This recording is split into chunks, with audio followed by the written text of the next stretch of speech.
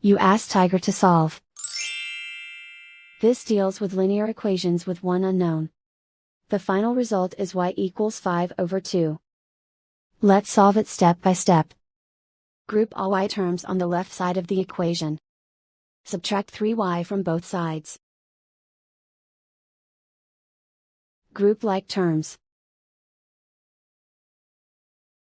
Simplify the arithmetic. Group like terms. Simplify the arithmetic. Group all constants on the right side of the equation. Add 12 to both sides. Simplify the arithmetic.